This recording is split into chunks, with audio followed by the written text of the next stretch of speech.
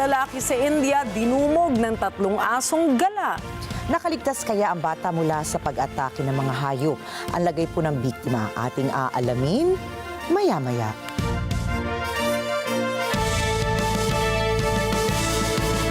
Magandang gabi, ako po si Rikki Mathay. Ako si Rikki, Alagao, Flores. Ito ang mata ng Agila International. Para naman sa mga headlines ngayong araw ng Huwebes. Pilipinas at Malaysia nagkasundong palakasin ang naval cooperation ng kanilang militar. Mga OFW apektado ng 3.5% excise tax sa remittance ng Estados Unidos. US President Donald Trump at Ukrainian President Volodymyr Zelensky nagpulong sa sidelines ng NATO summit. Estados Unidos naghahanda na para muling simula ng nuclear talks nito sa Iran. At ating kilalanin ang crew members ng Action 4 mission. 3 nations, a new chapter in space takes flight.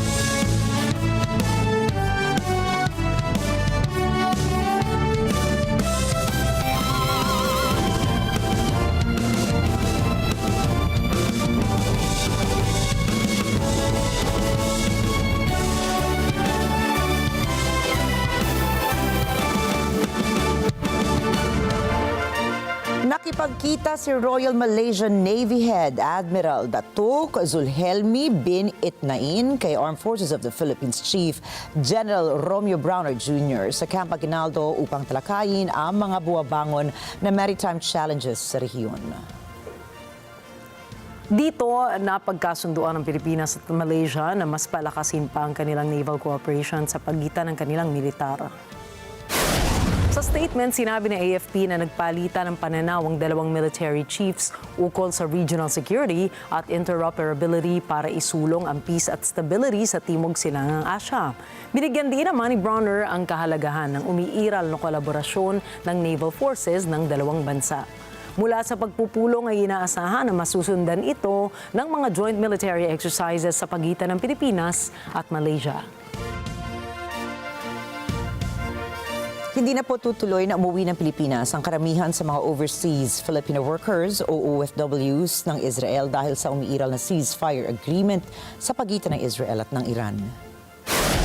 Sa datos ng Department of Foreign Affairs sa 300 OFWs na nagpalistang lilikas sana sa Middle East, 50 ang gustong umuwi habang 20 naman ang uuwi ngayong linggo. Nasa 102 naman ang inaasahang darating mula Iran sa Biyernes. Ang mga Filipino repatriates sa Israel ay diretso na papag-Pilipinas at hindi na daraan pa sa Jordan. Mas gusto ng mga otoridad na gamitin ang commercial flights para sa repatriation dahil limitado ang kapasidad ng Air Force. Nananatiling nakataas ang Alert Level 3 sa Israel at sa Iran dahil mataas pa rin ang tensyon doon. Mahigpit namang pinababantayan ng DFA ang sitwasyon sa gitnang silangan at handa silang tumulong kung kinakailangan. Iko-konsulta ng Department of Transportation sa economic managers ng Marcos administration ang panukalang pisong taas pasahe sa jeep sa gitna ng hinaing ng mga transport groups na umaaray na sa big-time price hike sa produktong petrolyo. Ayon sa ahensya, kailangan pang balansehin ang epekto ng pagtaas ng pasahe sa mga commuters kaya't hihingi sila ng gabay sa economic team ng gobyerno. Sa kabila nito, ikinadismaya ng ilang mga transport groups ang pagsuspinde ni Pangulong Ferdinand Marcos Jr. sa pamamahagi ng fuel subsidy kasunod ng pagbaba ng presyo ng crude oil matapos ang ceasefire sa pagitan ng Israel at Iran. Sa ngayon, umaasa ang marami na pagbibigyan sila sa hirit na taas pasahe. Pinabulaanan ng Philippine Embassy sa Washington, D.C. ang kumakalat na maling impormasyon sa social media na naghihigpit ang Estados Unidos sa mga dual citizens at green card holders. Sa advisory, nilinaw ng embahada na walang pagbabago sa U.S. immigration policies.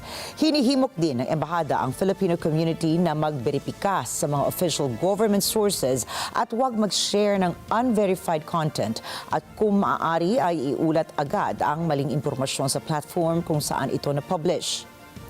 Payo rin ng embassy na huwag gumawa ng anumang legal na desisyon kagaya ng renunciation of Philippine citizenship dahil lamang sa nabasa ito sa social media.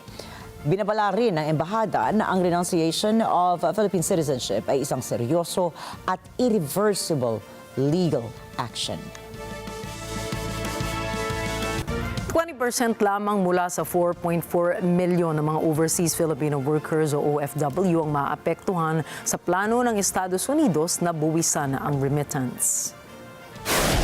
Sa ilalim ng panukalang One Big Beautiful Act, magpapataw ang US ng 3.5% na excise tax sa mga dayuhang empleyado na nagpapadala ng kanilang pera palabas ng Estados Unidos. Sinabi ni Palace Press Officer Undersecretary Claire Castro na sa $100 million lamang mula sa $36.5 billion ang tinatansyang remittances sa taong 2026 ang mahagip ng panukalang batas. The tax will affect non-U.S. citizens, including green card holders and those with working visas, H-1 visa holders. Although 41% of the remittances are routed through the U.S., not all of these are from Filipinos in the U.S. because remittances are routed to the U.S. via correspondent banks. The expected loss in remittances might only be as much as $100 million out of the out of the $36.5 billion projected remittances in 2026. Gayunman, niliwanag din ni Castro na minimal lamang ang epekto ng US tax remittances sa ekonomiya ng Pilipinas. Pero malaking bagay niya ito sa mga pamilyang nakadepende lamang sa remittances ng kanilang pamilya sa Estados Unidos. Matapos naman ang ligtas na pagbalik sa Pilipinas ng unang batch ng overseas Filipino workers o OFWs itong Martes, inaasahan namang makauuwi na rin ngayong linggo ang ikalawang batch mula pa rin sa Israel. Ayon sa Department of Migrant Workers o DMW, inaayos nila ang final flight details at mga documentation ng ikalawang batch. Aabot nila sa 20 OFWs ang darating ngayong weekend. May susunod na batch pa ng OFWs ang makakauwi, subalit hindi na nagbigay ng eksaktong bilang ang DMW. Tiniyak naman ng ahensyang nakikipag-ugnayan ang gobyerno ng Pilipinas sa mga pamahalaan ng Israel, Jordan, Qatar at iba pang bansa sa gitnang silangan para sa kaligtasan ng mga OFWs. Kinumpirma ng Department of Justice o DOJ na nakipag-ugnayan ito sa International Criminal Court o ICC patungkol sa seguridad ng mga tetestigo laban kay dating Pangulong Rodrigo Duterte.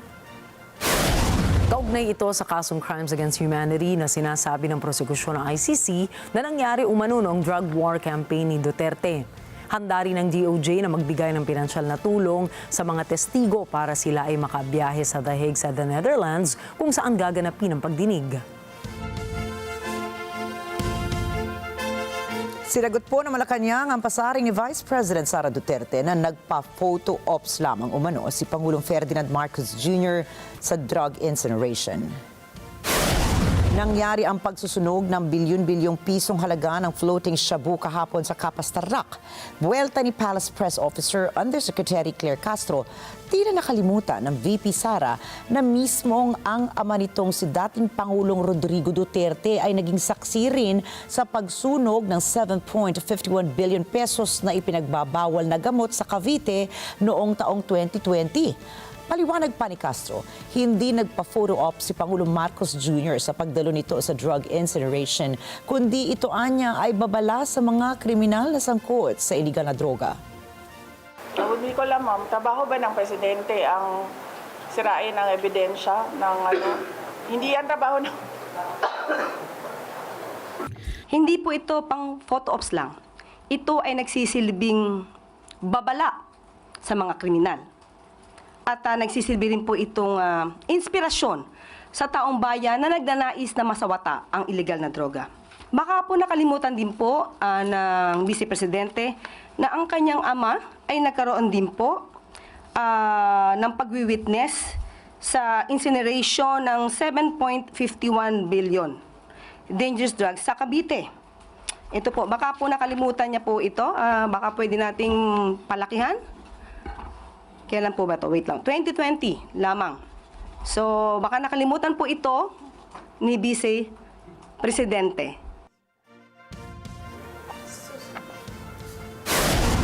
Susunod, US bibigyan ng Patriot missiles ang Ukraine. King Charles inimbitahan si Donald Trump para sa isang state visit. Iran at Estados Unidos nakatakdang simulan muli ang kanilang nuclear talks. Yan at iba pang mga balita sa pagbabalik ng Mata ng Agila International.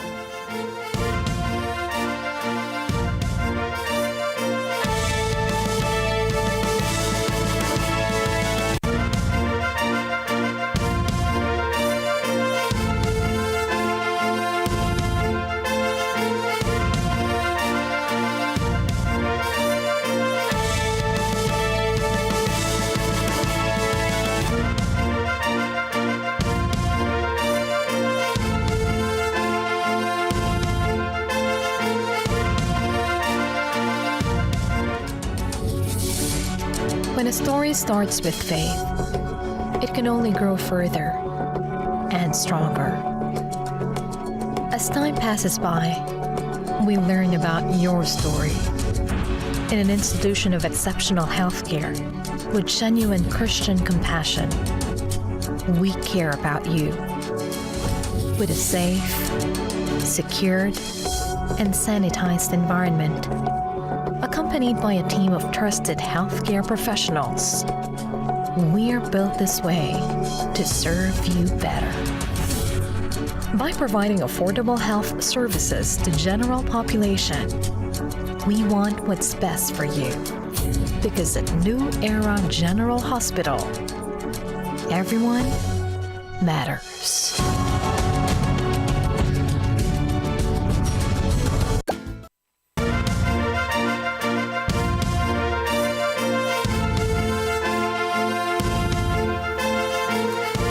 Ng korte sa South Korea ang kahilingan ng special prosecutor na mag-issue ng warrant of arrest laban kay dating SOCOR President Yoon Suk-yeol.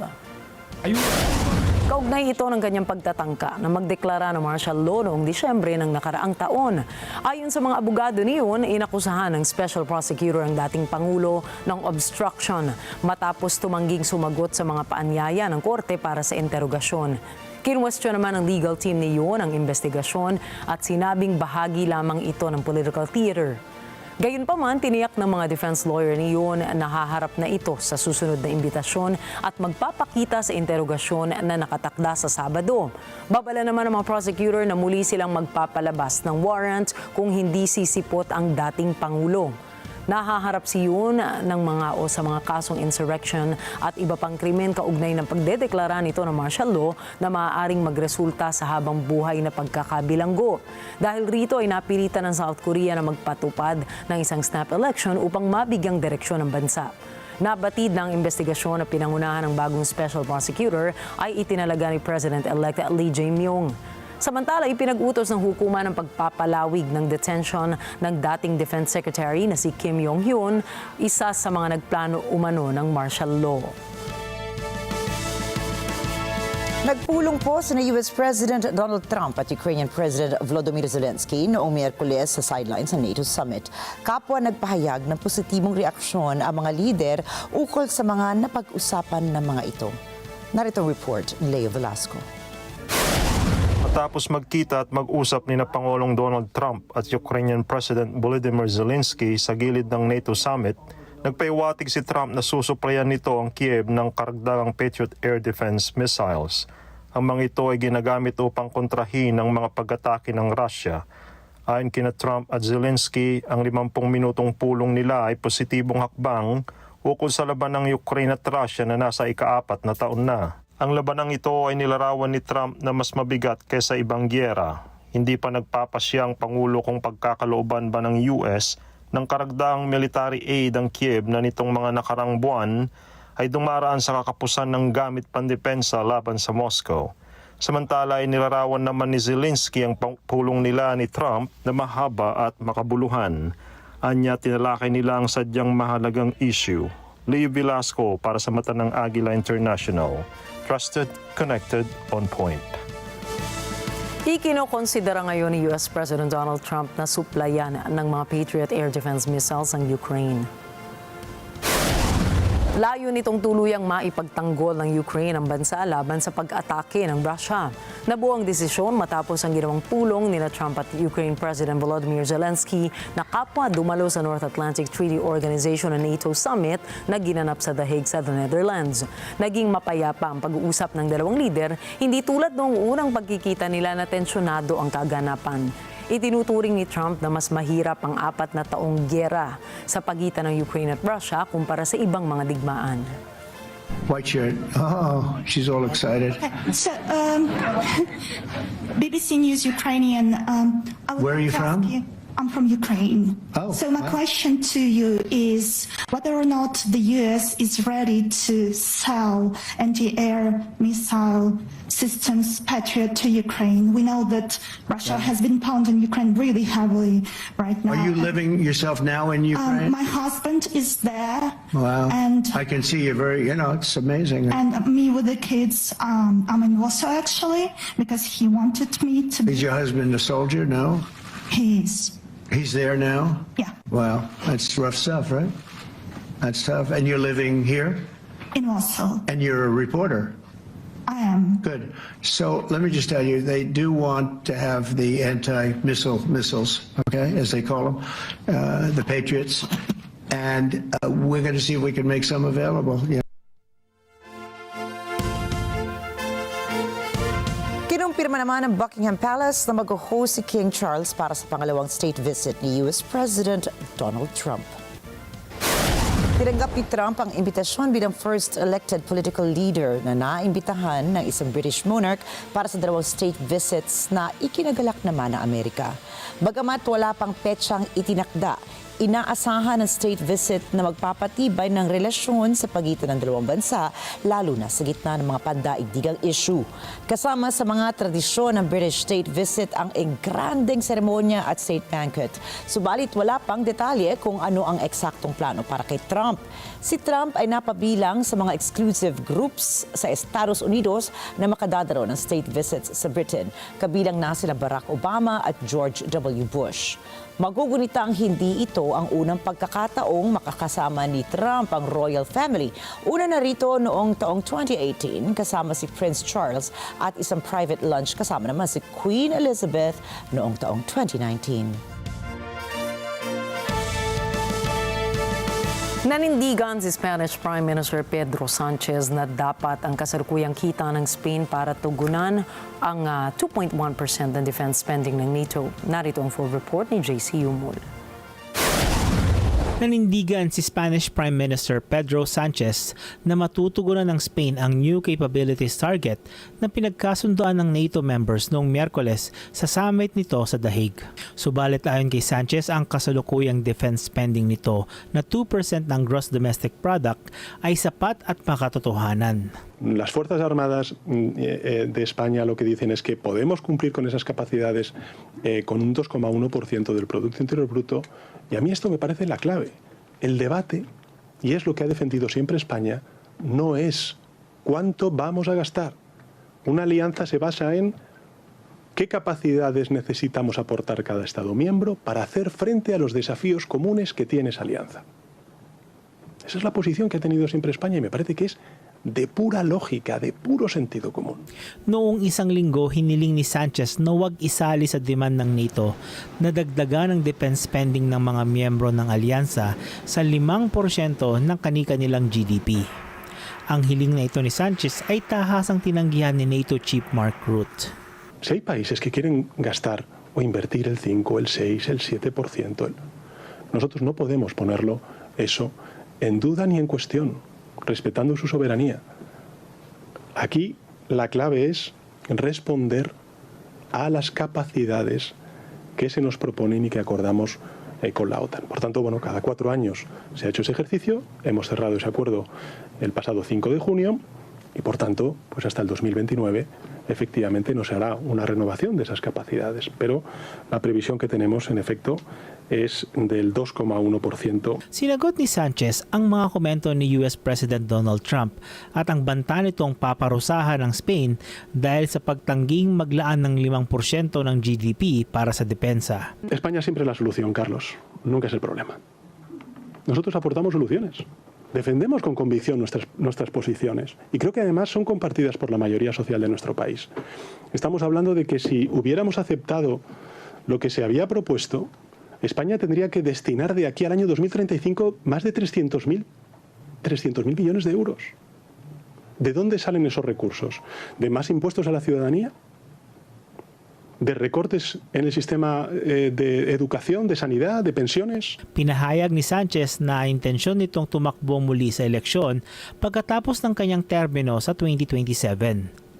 JC Umol para sa mata ng Agila International, trusted, connected, on point. Pumasok po ang European Union at Canada sa panibagong kasunduang pangseguridad upang higit pang palalimin ang matatag na ugnayan nila sa harap ng tumitinting geopolitical challenges. Kasama sa ikinukonsidera sa kasunduan ang paglakas ng Estados Unidos, ang papel ng Russia at ang kasalukuyang kaguluhan sa gitnang silangan. Narito po ang karagdagang detalye mula kay Bernhard Gonzaga. Sa kasalukuyan mayroon ng malaking trade agreement ang EU at Canada. Subalit sa bagong security at defense partnership ng magkaalyado, kapwa tatrabahuhin ng dalawang bansa ang crisis management, cyber, maritime at space security. Gayon din ang arms control. Ang kasunduang ito ang kauna-unahang pinasok ng bloc kasama ang isang bansa sa Amerika. Ayon kay European Council President Antonio Costa, ang partnership na ito ay sumasailalim sa pangako ng dalawang bansa ukol sa kapayapaan, seguridad sa Transatlantic at kooperasyon sa pagbuo ng kakayahang pangdepensa. While NATO remains the cornerstone of our collective defense, this partnership will allow us to strengthen our preparedness faster and better, to invest more and to invest smarter. Ayon naman kay European Commission President Ursula von der Leyen, makikinabang rin ang Ukraine sa kasunduang ito. Because the more we invest in the highly innovative Ukrainian industry, the more the industry will be capable and the better Ukraine can defend itself. Ayon naman kay Canadian Prime Minister Mark Carney, kailangan isulong ng dalawang bansa ang depensa at dahil sa kasunduang magagawa ang layuning ito. It will help us deliver on our new requirements for capabilities more rapidly and more effectively. It will help build our industries, secure our jurisdictions. Inaasahan ng dalawang magkaalyado na maglunsad ng mga negosasyon ukol sa digital agreement na iaayon sa paghubog ng mga tuntuning pambuong mundo para sa proteksyon ng impormasyon at ng consumer o limitasyon sa spam. Bernhard Gonzaga para sa mata ng Agila International. Trusted, connected, on point. Binigyang diin ng hepe ng NATO ang kahalagahan ng pagsasanib puwersa ng Estados Unidos at ng Europa. Ito ay patungkol sa pagpapalakas ng kanilang mga hukbong sandatahan. Narito ang report ni Emmy Kapili-Taruha. Noong Martes, hinamon ni NATO Secretary General Mark Rutte ang Europa at Amerika na kapwa tumugon sa hamon ng pagpapalakas ng sandatahan. Dagdag nito, kailangang manalo ang alyansa laban sa Russia sa aniyay bagong gera ng produksyon. There's no defense without a strong defense industry. And there's no European security without a strong transatlantic bond. So we need to bring down barriers and encourage truly transatlantic defense cooperation. Only Europe and North America together can rise up and meet the challenge. Apila ni Rutte, kailangang gumugol ng mas malaki upang mapigilan ang gera. But we need to do more, we need to do it better and together, and we need to do it now. It is simply unthinkable that Russia, with an economy 25 times smaller than NATO's, should be able to outproduce and outgun us. We must spend more to prevent war. We must win this new war of production. That's what this summit is all about. The future of Europe, yes, is being written on the front line in Ukraine, but not only. It is also being written in your factories. In record time, you have managed to open new lines and step up production. You're adapting to the new reality of a full-scale war right here on European soil. The Europe of defense has finally awakened. Tomorrow, the summit will set indeed historic new spending targets for NATO allies. But how we invest is just as important as how much we invest. Humarap si Rota at von der Leyen sa isang defense forum bago ang summit ng mga lider. Focus ng mga tatalakayin sa summit ay ang karagdagang pondo para sa depensa ng kani-kanilang mga estado. Gayun din ang labanang Ukraine at Russia. Emi Capilita Roja para sa mata ng Agila International, trusted, connected, on point. Magsasagawa naman ng state funeral ang pamahalaan ng Iran para sa mga nasawi sa tinaguriang 12-day war. Gagawin ito sa June 28, 2025 para sa mga military commanders at top scientists na inuna ng Israel sa kanilang inilunsad na Operation Rising Lion. Nagsimula ang airstrike sa pagitan ng Israel at Iran noong June 13 kung saan kaagad nasawi ang pinuno ng Revolutionary Guards na si Hossein Salami. Nasundan pa ito ng mga serye ng palitan ng missiles na nagresulta naman sa pagkasawi ng ilan pang military commanders ng Iran kasama ang hindi pa natutukoy o tinukoy na bilang ng mga scientists. Ilan sa kanila ay nagtatrabaho sa mga nuclear sites, uranium enrichment site at ballistic missile program ng naturang bansa. Batay sa updated report na inilabas ng Health Ministry ng Iran, umabot na sa 610 civilians ang nasawi sa 12-day war habang mahigit 4,700 na katao naman ang nasugatan at patuloy na ginagamot sa mga pagamutan. Sa official report naman ng Israel, umabot sa 28 katao ang nasawi sa retaliatory attack ng Iran. Inanunsyo ni US President Donald Trump na magkakaroon ng pagpupulong ang US at Iran sa susunod na linggo. We're going to talk to them next week with Iran. We may sign an agreement. I don't know. To me, I don't think it's that necessary. I mean, they had a war, they fought. Now they're going back to their world. I don't care if I have an agreement or not. The only thing we'd be asking for is what we were asking for before about we want no nuclear, but we destroyed the nuclear. In other words, it's destroyed. I said Iran will not have nuclear. Well, we blew it up. It's blown up to kingdom come, and so I don't feel very strongly about it. If we got a document, wouldn't be bad. Sinabi ng US President na maaaring talakayin sa pulong ang potensyal na nuclear agreement. Sa pagdalo nito sa North Atlantic Treaty Organization o NATO Summit sa The Hague, sinabi ni Trump na maaaring magkaroon na ng pirmahan ng kasunduan. Nagkaroon na anya ng labanan at ngayon ay nagsisimula ng bumalik sa normal ang sitwasyon. Bago pa man ang nasabing kaguluhan, ay hiniling nila ang commitment ng Iran para sa negosasyon. Git pa nito nais ng US na mawalan na ng nuclear weapon development capability ang Iran matapos itong atakihin ng Estados Unidos. You know, Iran has a huge advantage. They have great oil, and they can do things. I don't see them getting back involved in the nuclear business anymore. I think they've had it. They've been at it for 20 years, and I don't see that happening either. Now, if it does, we're always there. It won't be me. It'll be somebody else, but we're there. We'll have to do something about it. Sa kabila naman ng pagiging bukas, na Islamic Revolutionary Guard Corps commander sa pakikipagpulong, sinabi nitong mananatili silang nakabantay sa kahit anong plano ng kanilang mga kalaban. همه رزمندگان ما دستشون روی ماشه است. اگر خطایی از طرف دشمن صورت بگیره حتما مثل 12 روز گذشته مقابله مثل جانانه انجام خواهیم داد. در دفاع از این کشور ما لحظه‌ای به خودمون تردید راه نمیدیم.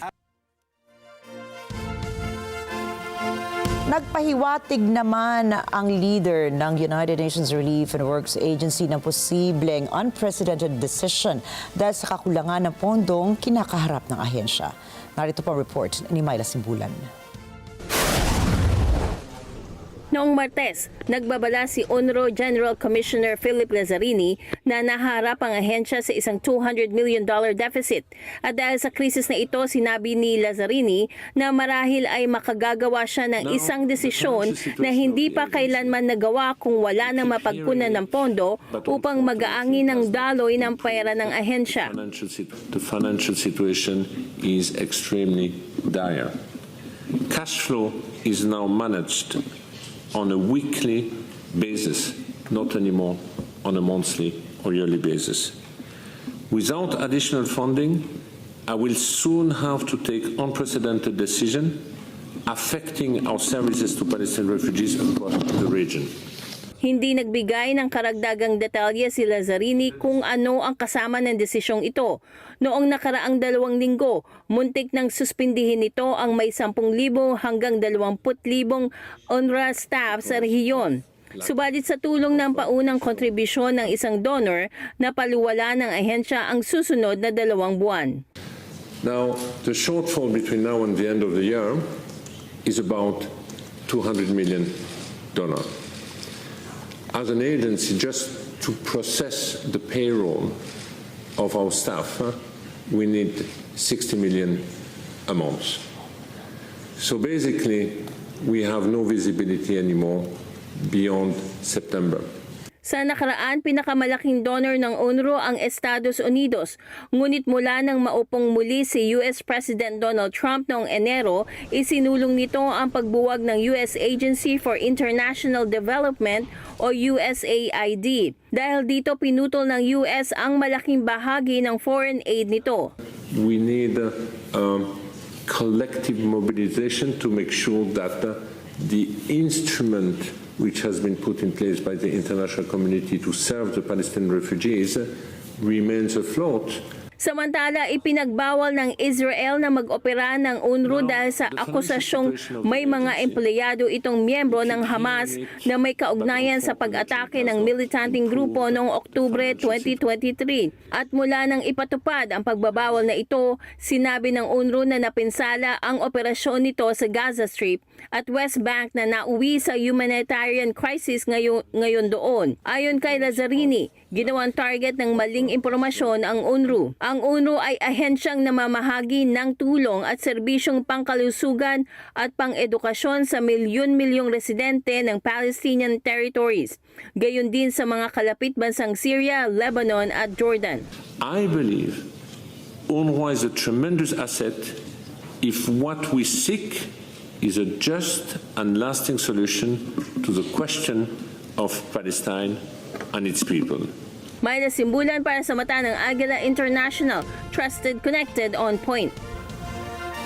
Pinalilikas na naman ng Israeli military ang mga residente ng Gaza City.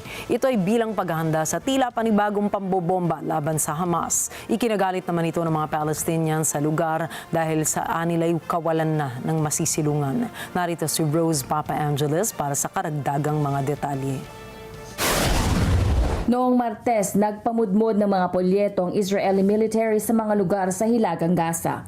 Batay sa mga ito, kailangang lumikas na naman ang mga residente papuntang timog dahil sa nagbabadyang panibagong mga pag-atake ng Israel laban sa Hamas. Para sa mga residente, pagod na sila sa paulit-ulit na pagpapalikas. وين ننزح الروح؟ كل يوم خريطة إخلاء شيء جديدة، جباليا، التفاح، طب وين أروح يا عمي؟ وين؟ فضيلنا هالجيتا خلص من الران وجينا دورنا. طب احنا يا رب نقول قاعدين بنشتري لنا حطبه بيجي الجيش بيهجم علينا بروح الحطبات بنقعد في الشارع. ايش نعمل؟ ايش الحل؟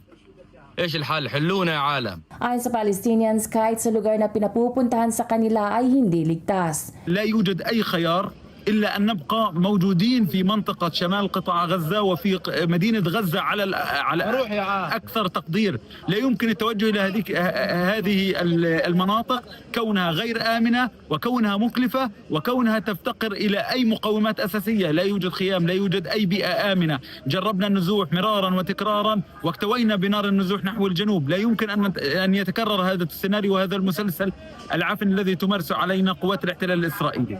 Dagdag ng mga ito na naisin na nilang mamatay na lamang kung nasaan sila kesa humayo na naman papalayo. نشعر بالخوف وبالرعب نتيجة هذه التحذيرات الإسرائيلية والتهديدات الإسرائيلية الجديدة والمتكررة بشكل دائم منذ بداية هذه الحرب للتوجه إلى جنوب القطاع، لكن ما في أي منطقة آمنة نتوجه إليها. نفضل أن نموت في مناطق وتواجدنا في هذه المرحلة على أن نهجر مناطق شمال القطاع باتجاه الجنوب. Noong Martes, may 40 Palestinians ang nasawi dahil sa pag-atake ng puwersang Israeli. Ito ay ilang oras lamang matapos magkasundo ang Israel at Iran sa tigil putukan. Rose Papa Angeles para sa mata ng Agila International, trusted, connected, on point. Kasunod ng ceasefire sa pagitan ng Israel at Iran ay dumating ang grupo ng Jewish migrants sa Ben Gurion Airport. Alamin natin ang saloobin ng mga migrante mula kay Terilyn Cunanan. Isang araw matapos itupad ang tigil putukan sa pagitan ng Iran at Israel, nagdatingan ang mga migrante mula Europe upang manirahan sa Israel. Karamihan sa mga ito ay mula sa France. Ayon kay Doran Almog ng Jewish Agency for Israel, dahilan ng karamihan sa mga migrante ay upang umanib sa Israeli military. What is the motivation of Jews to come to Israel, this risky place? Unconditional love. It's something not rational. Bring Jews at this horrific time to live here, to join. I see the young generation, many of them saying, I want to join the IDF, the Israel Defense Forces. I want to protect the country.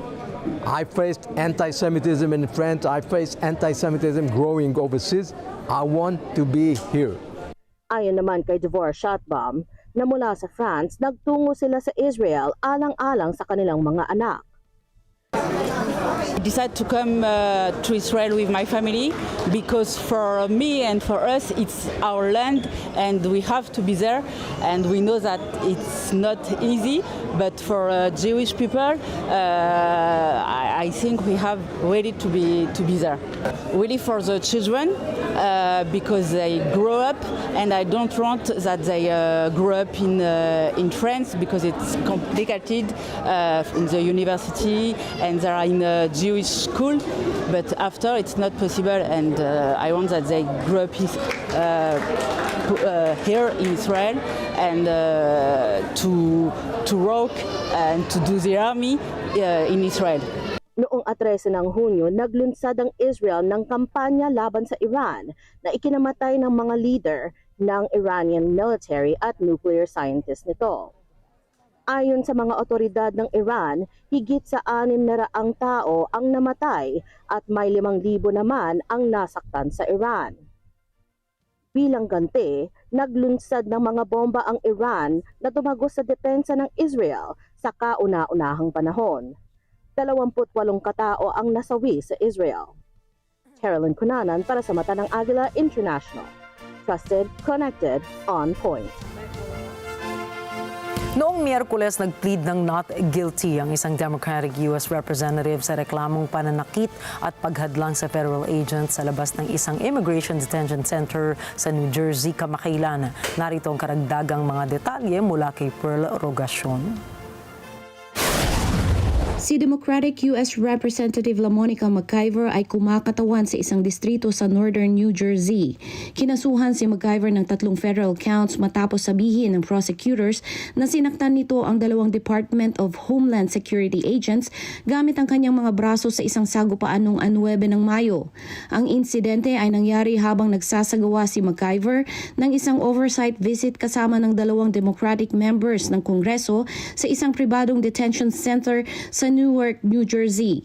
Ayon sa reklamong kriminal, nilabanan ni McIver ang mga ahente na sinubukang hulihin si Newark Mayor Ross Baraka dahil sa trespassing sa pasilidad. Ang reklamo laban kay Baraka ay hindi na itinuloy. Samantala, itinanggi ni McIver ang mga alegasyon at inakusahan ang administrasyon ni Pangulong Donald Trump ng pananakot na political intimidation. Pearl Rogacion para sa mata ng Agila International. Trusted, connected, on point. Susunod, 12 katao patay sa isang mass shooting sa Mexico.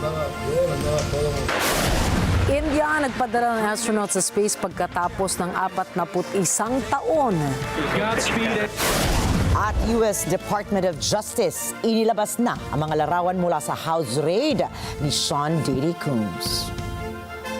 Mga detalye po ng mga balitang yan at iba pa mga balita sa pagbabalik na Mata ng Agila International.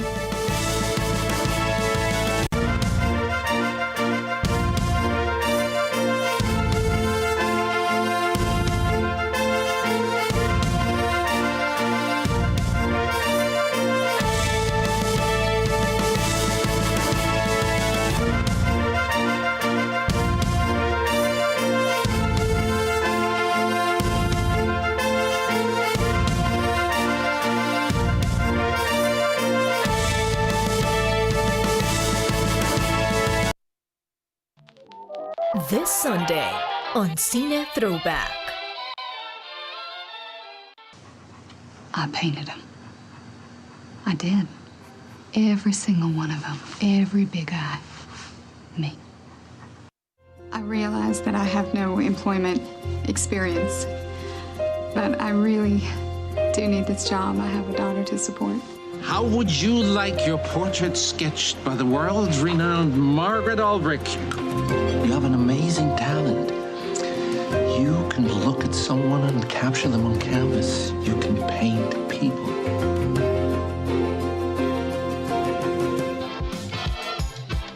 This Sunday, 12 p.m. here on NET25. Let's net together. Sa NET25. Sa NET25. Sa dami ng usap-usapan, alin ba ang dapat paniwalaan? Magandang umaga, Pilipinas! Luzon, Visayas at Mindanao. Siyempre po, worldwide. Balitang may basehan, komentaryong may laman. Kasama sina Jen Subarjaga at Nelson Lubao. Tuloy ng paglilingkod bayan. Balita, komentaryo, totoo. 100%. Lunes hanggang Biyernes, alas 5 ng umaga, dito lang sa NET25. Let's net together. Sa NET25. Sa NET25.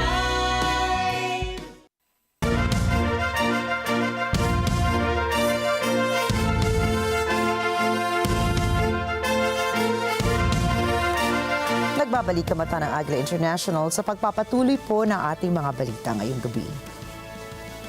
Trauma at bakas ng kagat ang iniwan ng 3 asong gala sa isang batang lalaki sa India. Sa CCTV, makikita po ang biktimang mag-isang naggagala-gala sa kalsada ng Kota City sa Rajasthan nang naispatan siya ng isang itim na aso. Makaraan ng ilang sandali ay sinugod na rin ng 2 aso ang kaawa-awang bata. Buti na lamang ay narinig ng kapitbahay ang iyak ng bata at sumaklolo kaagad ito sa kanya. Nataboy naman ito ang mga hayop gamit ang isang malaking bato sa tabi.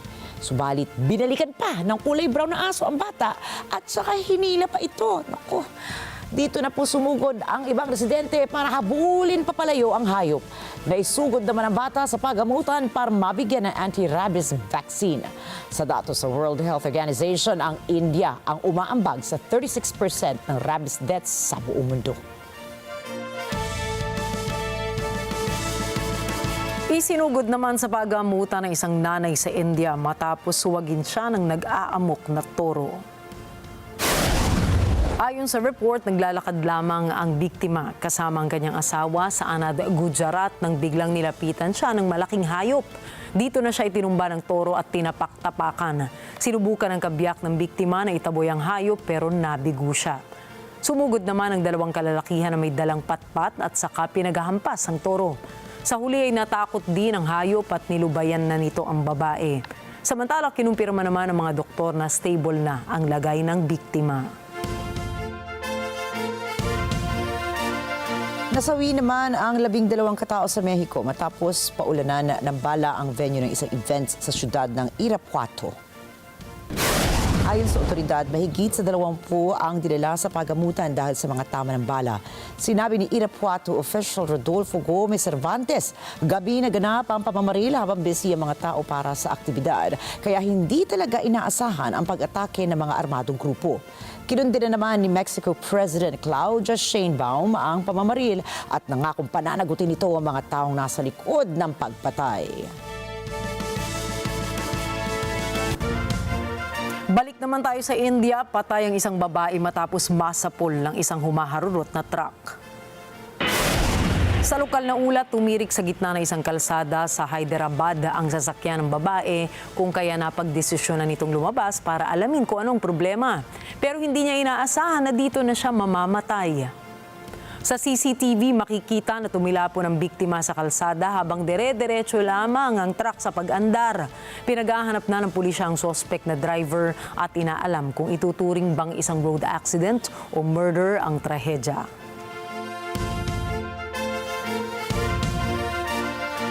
Sang katutak naman ang kalat ang kailangan linisin sa main square ng Bogota sa Colombia. Nag-iwan ng mga boteng plastic ang mga recyclers sa kalsada bilang protesta sa mababang sahod. Narito po report ni Pearl Regasyon. May 15 toneladang recyclables ang bumalot sa Bolivar Square ng Bogota, Colombia. Halos 100 basurero ang nag-iwan ng mga ito doon bilang bahagi ng demonstrasyon na inorganisa ng 14 na recycling associations. Dismayado ang mga basurero dahil sa pagbaba ng kanilang mga sahod. Nais nila ng mas magandang presyo para sa mga materyales na kanilang pinupulot. Sinusuyod ng mga recyclers na ito ang mga basurahan ng mga residente, gayon din ng mga factory at mga opisina upang makahanap ng mga bagay na maibebenta nila sa recycling plants. Ayon sa mga demonstrador, nitong mga nakarang buwan, pabawas ng pabawas ang ibinabayad sa kanila ng mga planta. At kung patuloy ang ganitong kalakalam, mapipilitang tumigil ang mga basurero na mamulot ng recyclables. Dahil dyan, maaaring umapaw ang landfills o mga tambakan doon. Iniestimang higit sa 24 na recyclers ang naghahanap buhay sa Bogota. Karamihan sa mga ito ay wala namang social security ni proteksyon mula sa sakuna mula sa trabaho. Hiling nila ay suporta ng gobyerno at maayos na hiwalayan ng basura upang bigyan ng dignidad ang kanilang hanap buhay at magkaroon ng maaasahang hinaharap. Ayon kay Nora Padilla na leader ng isang asosasyon ng recyclers, kung wala sila guguho ang sistema ng pamamahala ng basura. Pearl Rogasyon para sa mata ng Agila International. Trusted, connected, on point.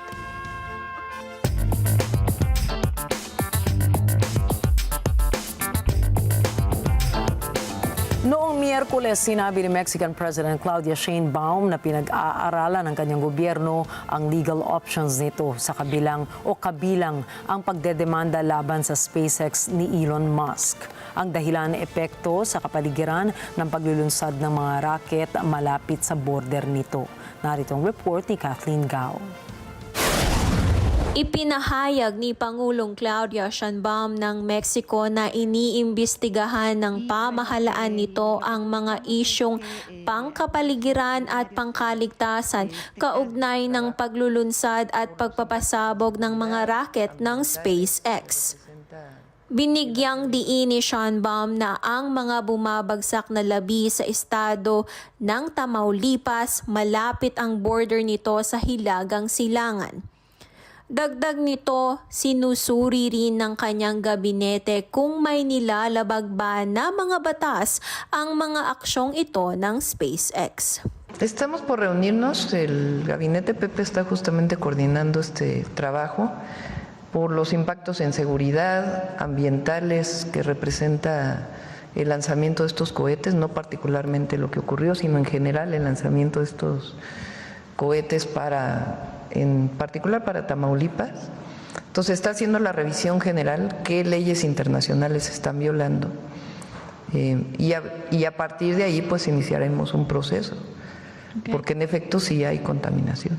Nagpahayag na ng alarma ang environmental groups at pamahalaang lokal sa Tamaulipas ukol sa debris o mga labi na bumabagsak sa Bagdad Beach at Laborita ngayong Hunyo.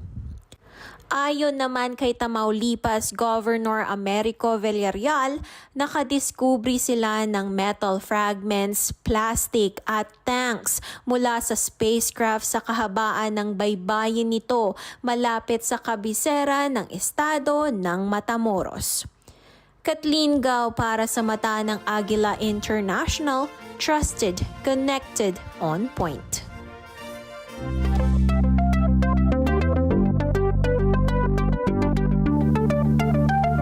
Matagumpay po ang paglulunsad ng Axiom 4 o AX4 mission na isinagawa sa Kennedy Space Center sa Florida. Tampok dito ang pilotong si Group Captain Shubhanshu Shukla, ang ikalawang Indian na nakarating sa kalawakan at kauna-unahang Indian na bumisita sa International Space Station. Si Shukla ay bahagi ng 4 na kataong crew na binubuo rin ng mga astronaut mula sa Poland at Hungary, mga bansang muling bumalik sa space exploration matapos ang mahigit 4 na dekada. Pinangunahan ng veteranong astronaut na si Peggy Whitson, dating ISS Commander ang misyon. Nabatid na ang Axiom 4 ay isang commercial flight na pinatatakbo ng pribadong kumpanya na Axiom Space, katuwang ang NASA, SpaceX, ISRO ng India at European Space Agency. Sa kanyang mensahe matapos sa matagumpay na liftoff, sinabi ni Shukla, "We're back in space after 41 years.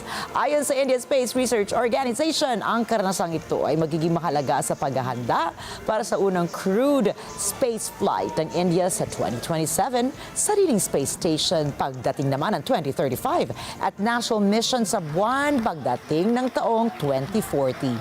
Nagbayad po ang India ng 5 billion rupees o humigit kumulang 3.9 billion pesos. India is no longer a follower. We are equal partners in all our collaborations. And I think it's borne out by the simple fact that of the 4 astronauts in the crew that has gone up, Shubhanshu Shukla is possibly the most important because not only that he's a pilot, he's also going to perform 7 crucial experiments.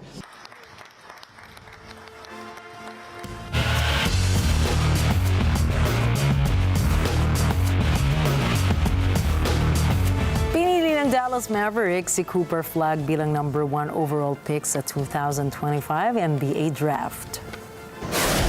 Si Flag ay naglalaro ng college basketball sa Duke University. Hawak ang ilang mga awards katulad ng National College Player of the Year, First Team All-American, USA Basketball Male Athlete of the Year.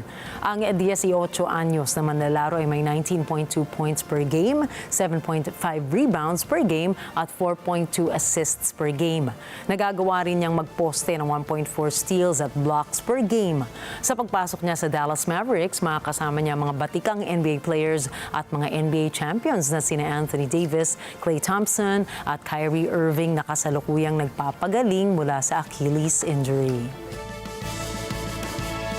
Pinili naman ng San Antonio Spurs bilang number 2 overall pick ang Filipino-American guard na si Dylan Harper sa 2025 NBA Draft. Si Harper po ay naglaro ng college basketball sa Rutgers Scarlet Knights at isa sa mga top players ng 2024 class. Siya ay isang 5-star recruit bago tuluyang pinili bilang second overall ngayong araw, June 26, 2025.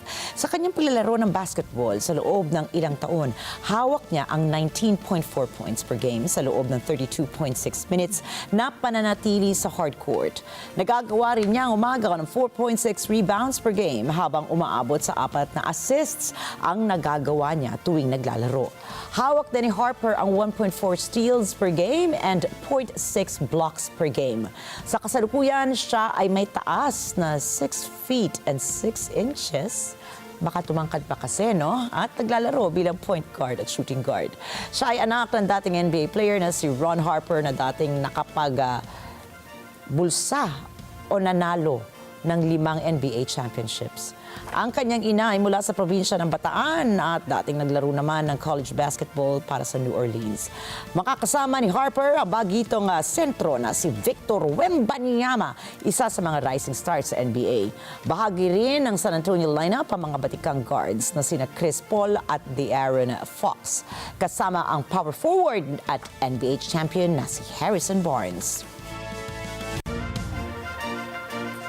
Samantala Palapasok naman sa quarterfinals ng 2025 Eastbourne Open si Pinay tennis star Alex Agila. Kasunod dito ng maagang pagretiro ni dating Grand Slam champion Yelena Ostapenko sa laro dahil sa injury. Naging mabagal ang simula ni Agila hanggang nakabawi. Habang lamang ito na 3-2 ay tumawag ng medical timeout ang Latvian tennis star. Sumakit kasi ang left ankle ng Latvian tennis star sa set 3 at ng ikalawang pagkakataon ay minabuti nitong magretiro na. Sinabi ni Agila na hindi magandang ganitong panalo, lalo na at may injury ang kapwa niya manlalaro. Umaasa ito na gumaling agad si Ostapenko kung saan maituturing na ang laro bilang rematch nila ng talunin muli ni Agila siya sa Miami Open. Susunod na makakaharap ng Pinay tennis star ang sinumang mananalo sa pagitan ni Francesca Jones ng Britanya at si Diana Yastremska ng Ukraine. It's never a good feeling to finish a match like that. I hope everything's okay with her because, you know, it was a really tough battle today, and I think both of us were on the brink. You know, it could have been anyone's match. So I wish her a speedy recovery, and I'm super happy to be able to play again in this beautiful place.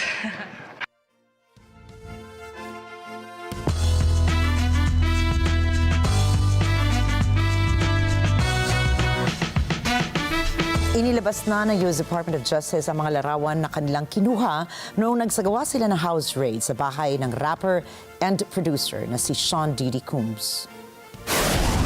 Makikita sa mga larawan ang ilang bote ng baby oil at mga naimbak na iligal na droga, mga baril at iba pang mga parapernalyang ginagamit umano ng music mogul sa kanyang mga freak-off. Nasa ika-6 na linggo na ang paglilitis laban kay Combs na inakusahan ng pasimuno umano nito sa isang malawakang sex trafficking at racketeering operation sa loob ng 2 dekada. Kasama sa mga tumestigo ang dating kasintahan, mga dating empleyado, mga rapper na sina Kid Cudi, Kanye West o mas kilala na ngayon bilang si Ye at ibang mga dating professional athletes. Nakakulong si Combs sa Brooklyn matapos maaresto noong September 2024 at inaasahang matatapos ang kaso ng prosekusyon nito sa susunod na linggo. Nakatakdang gawin din ang defense presentation na inaasahang tatagal naman ng 2 hanggang 5 araw. At sa ibang balita, bumisita ang isang special guest sa baseball match sa pagitan ng Chicago White Sox at Kansas City Royals. Ang bisita kasi na ito ay hindi isang tanyag na baseball legend o kaya'y prominenteng tao, kundi si Pepe the Penguin lamang. Ang avian guest na ito ay nanggaling pa sa Brookfield Zoo kung saan ang kanyang pagbibisita ay bahagi ng pakikiisa niya sa World Ocean Day. Sa kabila ng supportive appearance ng Penguin para sa White Sox, nagwagi naman ang Kansas City Royals sa end result na 7-5 na nagpahinto sa 3-game winning streak ng Chicago team. Ang cute-cute naman ni Pepe, no? Ang cute niya, di ba? Alam mo, Maliit lang paalala pala siya, yan, no? oo, di ba? Alam mo na, pero ang cute pa din, di ba? Maliit na cute, ayun. Paalala lang yan na pangalagaan natin ang ating mga karagatan, di ba? Kahit kada individual, may matutulong ka, di ba? Actually, huwag ka lang magkalat eh. Yung kalat mo nga sa harap ng bahay mo, for some reason, they'll end up in the ocean. Kasi alam mo, yung proseso yan eh. At unti-unti. Kasi di ba, hindi na naman tayo talaga yung naninirahan dito sa Earth. Tama. Kumbaga, mas matagal pa sa mga Homo sapiens ang karamihan sa ating mga kahayupan dito sa mundo. So sana, di ba, mas maging mapanuri tayo, mas maging considerate tayo. Di ba? Tsaka, Nina, may tanong lang ako. Ito, hindi totoo, tanong to. Kasi matangkad si Nina, syempre, di ba? Ilang taong ka ba? Matatandaan ba nung ilang taong ka nung huli kang parang tumangkad na? Yung parang last na naalala ko lang, hindi ako kagad-agad matangkad. Kumbaga, nung high school ako, parang isa lang ako sa mga regular average height lang ng mga kaklase ko. And then, parang late in high school, doon ako biglang nagkaroon ako ng growth spurt. Kumbaga, 16? Oo, mga ganyan. 15 siguro. 16, pero tumigil ka na sa pagtangkad sa edad na? Sabi nila, it stops at 18 for girls. And For then boys. 21 for boys-ish. So, siguro may mga pag-asa pa yung mga below 21 na tumangkad. Depende siguro sa ehersisyo. Lumampas na tayo sa cutoff. Sayang, oo. Ng isang taon. Konti lang nilampas na. Ayan po.